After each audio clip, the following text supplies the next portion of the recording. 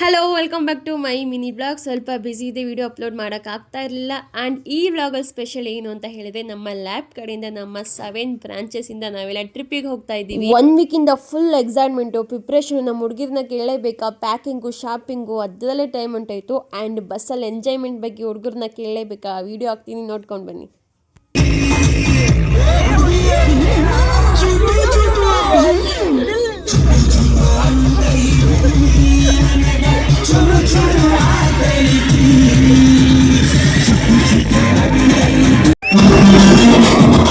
So morning ನಾವು reach ಆಗಿದ್ದು ಹೊನ್ನಾವರಿಗೆ ಬಂದು ಫ್ರೆಶ್ ಅಪ್ ಆಗಿ ಯೂಶಲ್ ಆಗಿ ಹೋಗೋ ಥರ ನಾವು ಕೂಡ ಬೋಟ್ ರೈಡಿಂಗ್ ಹೋದು.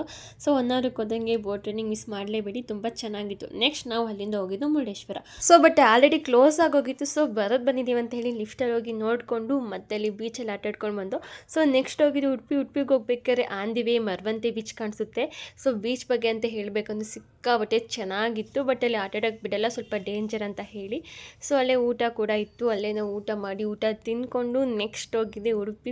ಸೊ ನೆಕ್ಸ್ಟ್ ನಾವು ಅಲ್ಲಿಂದ ಹೋಗಿದ್ದು ಮಲ್ಪೆ ಬೀಚ್ ಮತ್ತು ಉಡುಪಿ ಕೃಷ್ಣಗೆ. ಈ ವಿಡಿಯೋ ಅಪ್ಲೋಡ್ ಮಾಡೋಕ್ಕೆ ನಾನು 1 ಮಂತ್ ಟೈಮ್ ತೊಗೊಂಡಿದ್ದೀನಿ, ಯಾಕಂದರೆ ಹುಷಾರಿಲ್ಲ ಈ 1 ಮಂತ್ ಫುಲ್ಲು. ಸೊ ನಾನು ಅದಕ್ಕೆ. ಸೊ ಯಾರೆಲ್ಲ ವಿಡಿಯೋ ನೋಡಿದ್ರೆ ಥ್ಯಾಂಕ್ ಯು ಸೊ ಮಚ್.